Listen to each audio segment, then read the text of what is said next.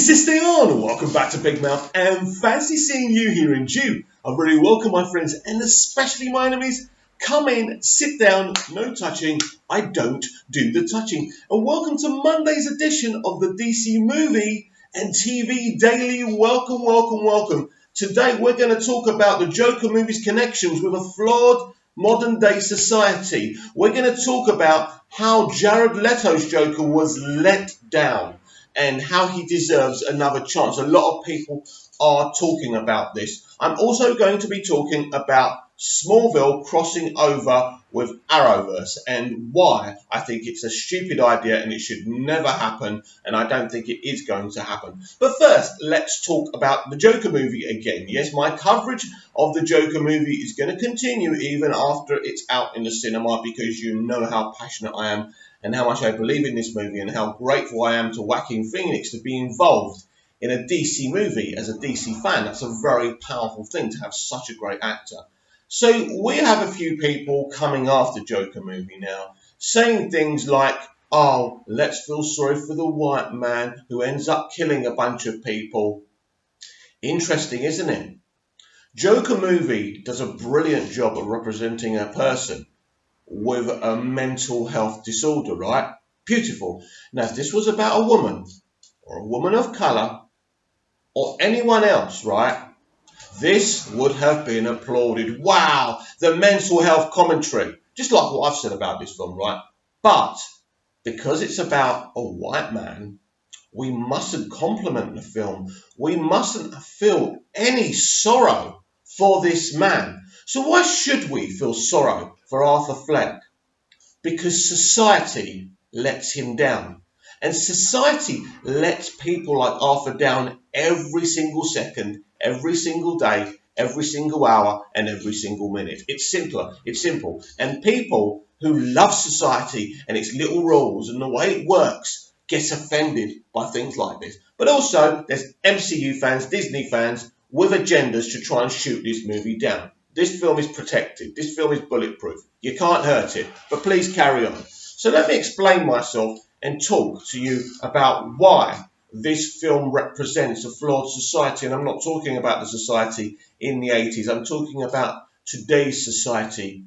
We think it's okay to let people suffering with mental health suffer, while society looks so perfect. How many times have you been told, as long as you've got a job, you get married, you get kids, you follow the rules, everything will be okay?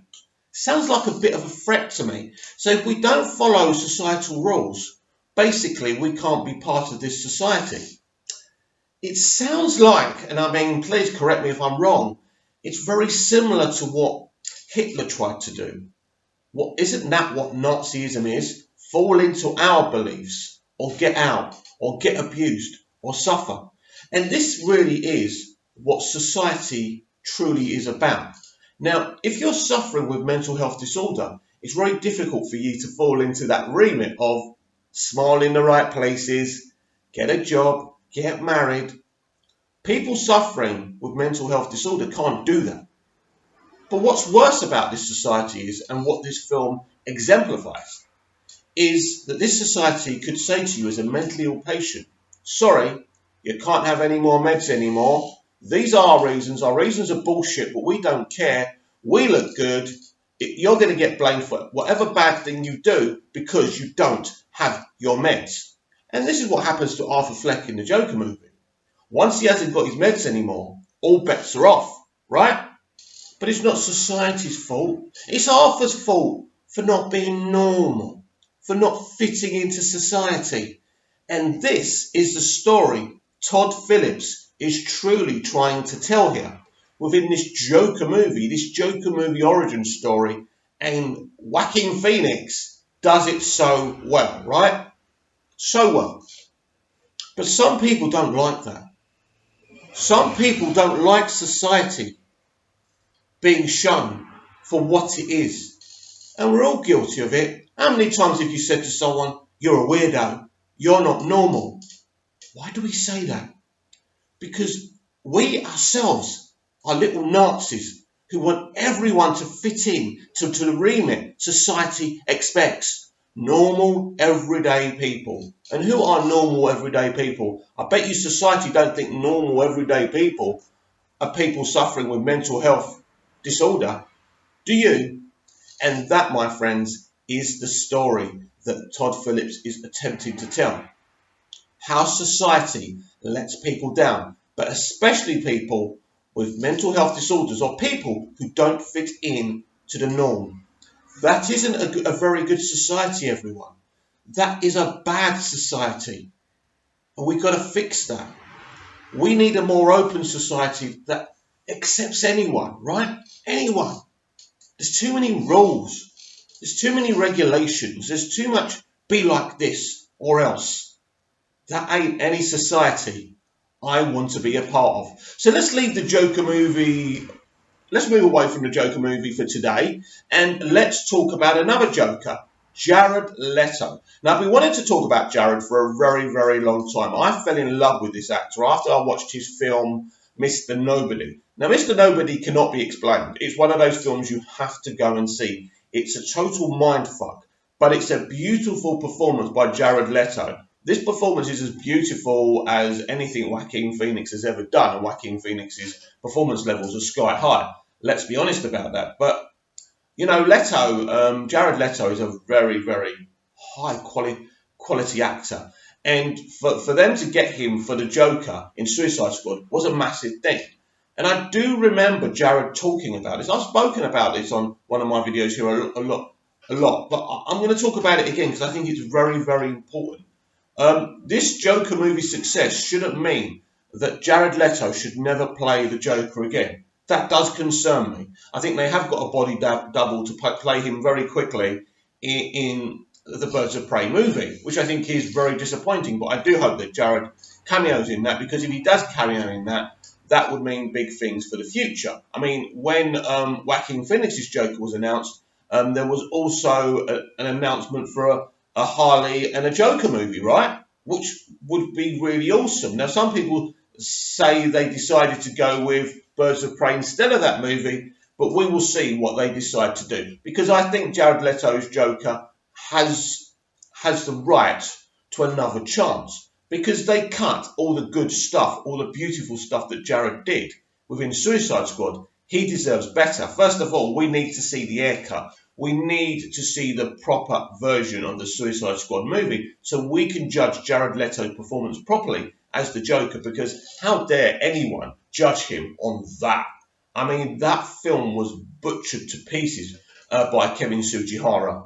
And even the extended cut doesn't go far enough to show how awesome Jared Leto is in the Suicide Squad. And as I say, I remember Jared talking about this so passionately before the movie was released, how he was so passionate, you know, being around these group of actors playing this role, how special it was, what a special film this was going to be. Jared Leto literally was saying so many amazing things.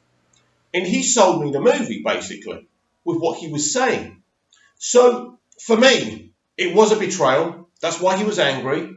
He was betrayed by the studio, and that's a big shame. And the studio, Warner Brothers, did let him down via Kevin Sugihara because of the lack of the trust of Zack Snyder's vision for the DCEU.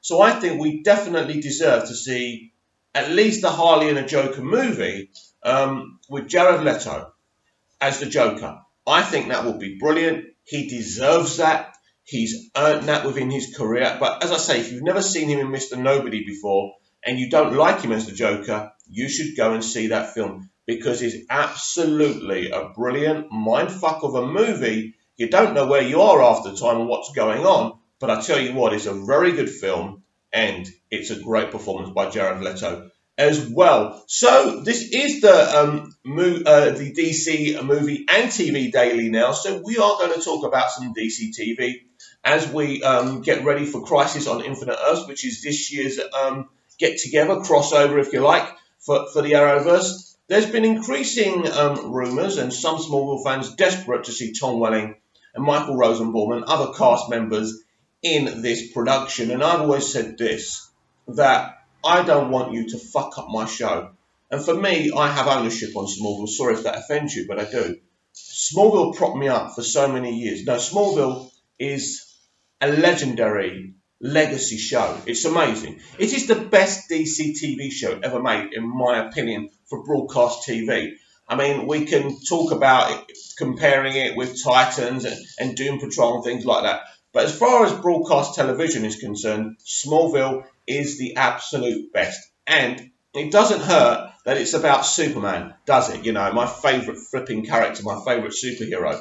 Smallville tells the character-driven step-by-step story of how Clark Kent becomes Superman and how Lex Luthor becomes the megalomaniac he becomes. This show was literally going to be called The Trials of Clark Kent and Lex Luthor. So that tells you everything. But this is a character study. We talk about the Joker movie being a character study. While Smallville is a character study on not only just Clark Kent, but on Lex Luthor. And even at times when she joins the show, Lois Lane, but mostly the character studies on Clark and Lex. And it's a beautiful thing. You see Clark at school as a teenager, having the struggles of having these powers and being an alien and not being able to tell his friends initially in the first few seasons as well. Listen, the show is amazing, it's special, and quite frankly, Arrowverse hasn't got its iconic status. For fans to think that Tom Welling and Michael Rosenbaum are just going to prance on those shows for a few quid and ruin the legacy, have another thing coming. Because Tom and Michael's legacy on Smallville is worth more to them than just 5 minutes on an Arrow TV show. In fact, they can make more money from doing these little sessions they do where fans come and see them. You should go and see them. They're amazing when they do these kind of cons, right? They're brilliant. They joke. They don't take anything seriously. They're taking the piss. In fact, was it the other day they were at a con and Tom goes, "Sorry, everyone, I hate to disappoint you. I'm not going to be in the Arrowverse crossover, but Michael is." So Michael's going, no, I'm not going to be in it. I don't know what people are talking about. And to them, none of this is serious because they don't think Arrowverse is serious. They have very, very little respect for it. In fact, in last year's crossover, because nobody would really join in from Smallville, and I think maybe one did, I can't remember. But basically, they've never done anything like bring a Smallville character and have them be that character. On Arrowverse, they've had actors. They've had Laura Vandervoort, who played Kara A.K., Supergirl on Smallville. They've had people, but they've never played the same characters. They've had Sam Witwer, who played Davis Bloom in Smallville, but he didn't play Davis Bloom on Arrowverse. Do you get me? So here's the thing for me. Leave Smallville alone. Leave Smallville to rest in peace. If you want to rewatch it, rewatch the hell out of it. I don't care. But an iconic show shouldn't be forced to be on another show, have its pants or panties pulled down by its ankles and bent over because that's what you want. Superman's already been sacrificed within Arrowverse. They've already pulled down his red shorts down by his ankles, bent him over and made him look like an idiot, giving him an awful Lois Lane. And funnily, the other day, some guy called Russ with a blue tick, he may even work on Arrowverse, I'm not sure, trying to defend Arrowverse's casting of Lois Lane. It's a terrible, rushed piece of casting. I like her. She's all right. She's great and grim, but she's no Lois Lane. And the writing for her is terrible as well. So basically, that's my opinion on the matter. That's my stance. Leave Smallville alone. Leave it to be an iconic legacy show which you can go back and rewatch at any time. So what do you think about the issues I have discussed today? Do you think the Joker movie paints a bad picture of our society today? Do you think that Jared Leto wasn't given a fair crack of the whip as the Joker? And do you think Smallville characters should be on Arrowverse and on this crossover Crisis on Infinite Earths? Or do you think we should leave it the fuck alone? Please comment down below. Please like, share and subscribe. And I shall see you later. Have a lovely day.